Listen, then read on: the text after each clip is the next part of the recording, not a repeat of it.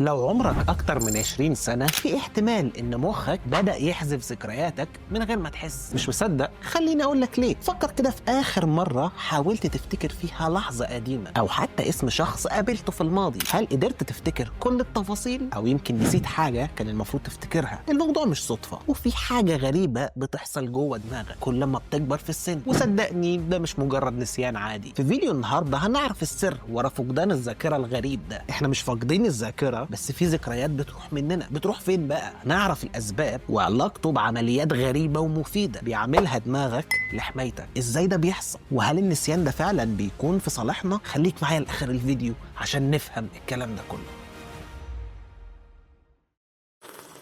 اهلا، كيف الاحوال؟ واهلا بيكم في فيديو جديد. احنا دايما بنشوف ان المخ بيشتغل زي الكمبيوتر، بيخزن بيانات وبيحتفظ بكل حاجه عن حياتنا. بس في حاجه غريبه بتحصل مع مرور الوقت. الدراسات بتقول ان مخ الانسان مش ثابت، وكل ما سنك يكبر يبدا يعمل زي تنظيف داخلي، ويبدا يمحي الذكريات القديمه اللي مش ضروريه او مش ذات قيمه عشان يقدر يضيف بيانات جديده. وده مش معناه انك فقدت الذاكره تماما، لكن بيخلي فيه صعوبه في تذكر الاشياء القديمه. طب اي دلوقتي واحد يقول لي هو يعني بمزاجه كده يختار الحاجات اللي يمسحها والحاجات اللي ما يمسحهاش ازاي؟ يعني انا المفروض اكرر الشيء ده؟ بص، حاول تفتكر معايا كده في يوم من ايام كده وانت رايح المدرسه، وانت في الطريق وماشي كده، كان في واحد معدي رايح شغله. كان راجل كده في الثلاثينات، شعره خفيف شويه من قدام، كان لابس بدله وشايل شنطته ورايح شغل. فاكر الراجل ده بالظبط؟ انت مش المفروض انك تفتكره. دي البيانات اللي ملهاش قيمه اللي مخك بيحذفها عشان ما تمليش مساحه على الفاضي. الشخص اللي انت شفته ده لم يكن له اي تاثير على حياتك، فبالتالي مفيش اي لازمه ان مخك يحتفظ بذكرى للراجل ده. طبعا اديت مثال عشوائي، بس دي حاجه بتحصل معانا كلنا. انت دلوقتي لو نزلت الشارع هتشوف ناس كتير ما تعرفهاش. هل مخك بيحفظ وشوش الناس دي كلها؟ اكيد لا طبعا. او زي مثلا انت ممكن تكون قاعد بتتفرج على الفيديو دلوقتي، ممكن تكون ناسي تعمل اشتراك في القناه وتفعل جرس التنبيهات عشان كل ما انزل فيديو جديد يجي لك اشعار. وكمان ممكن تكون نسيت انك تعمل لايك عشان تحمسني وتحفزني ان انا اعمل فيديوهات اكتر. شفت جبت لك ازاي سموث؟ اعمل اشتراك بقى. الذاكره بتتاثر بعده عوامل زي الوقت والمشاعر والضغط النفسي. في دراسه اتعملت في جامعه هارفارد قالت ان السبب في ان الذاكره مش ثابته ده لان الذاكره عندنا مش مجرد خزنه لحفظ البيانات. الذاكره بتتاثر بالحاله العاطفيه والعوامل البيئيه. يعني حتى لو كان عندك ذكرى واضحه من فتره طويله، لو مر عليها وقت طويل وكنت في حاله نفسيه غير مستقره، ممكن تلاقي انك بدات تنسى التفاصيل او حتى تنساها تماما. ومش ده بس، الضغط النفسي بيأثر برضه بشكل كبير. فكر كده لما بيجي يوم بتكون راجع البيت مرهق وتعبان، وبتصدق تلاقي السرير وتنتخ عليه كده وتحاول تفتكر كده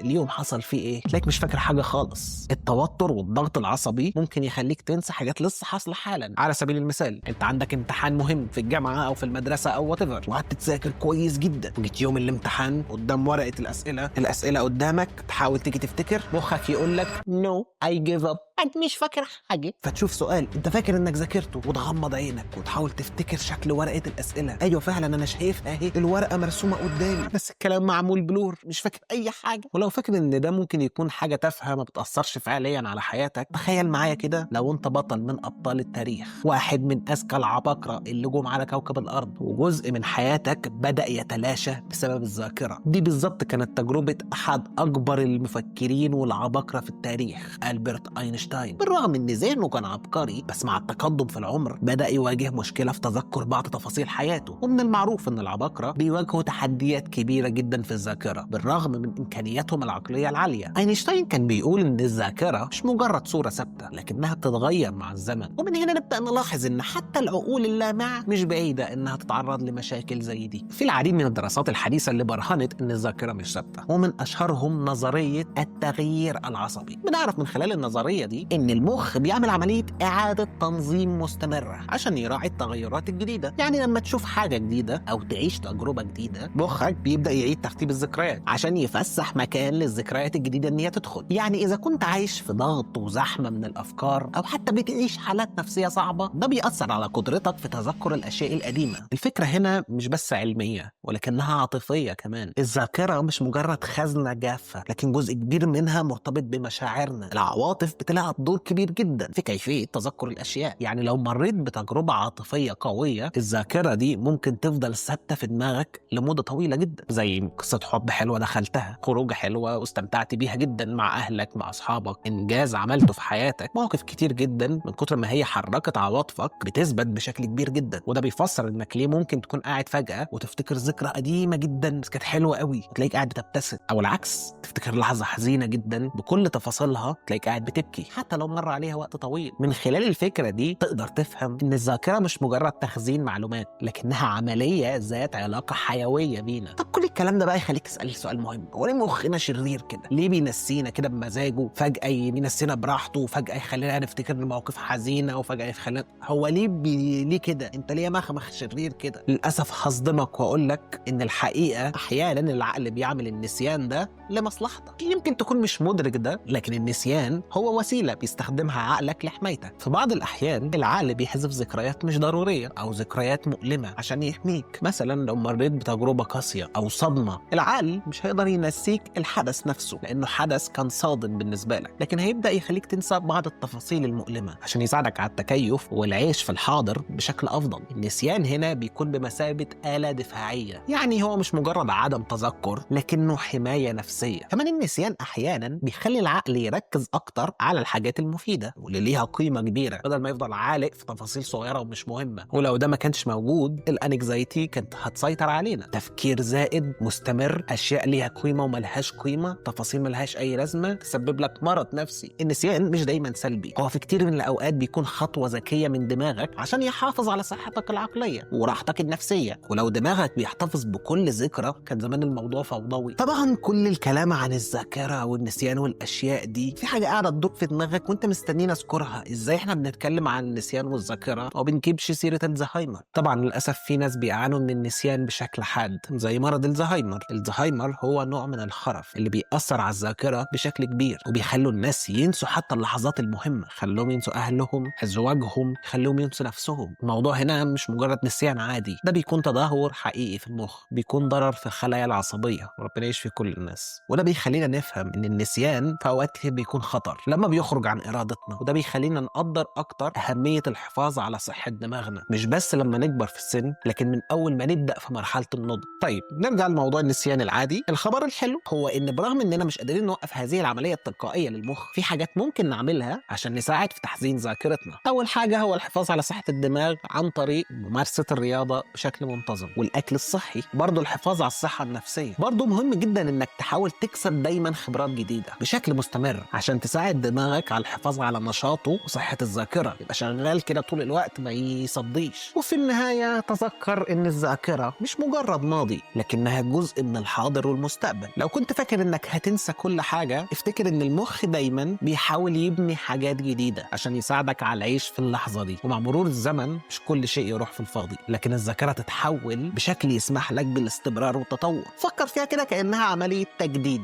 مش نسيان. وبكده نكون وصلنا لآخر الفيديو. أهم حاجة اوعى تنساها انك تعمل اشتراك في القناه وتفعل جرس التنبيهات عشان كل ما انزل فيديو جديد يجي لك اشعار. ويا ريت كمان تعمل لايك عشان تحمسني وتحفزني ان انا اعمل فيديوهات اكتر. وقبل ما تمشي، ده الانستجرام بتاعي، بنزل هناك محتوى مختلف تماما عن اللي بعمله هنا في القناه. اتاكد انك عامل لي فولو هناك، هيفوتك كتير قوي قوي قوي قوي لو ما عملتليش فولو هناك. سيب لكم اللينك تحت في اول كومنت. يب ذاتس ات، واشوفكم في حلقات قادمه. See you later.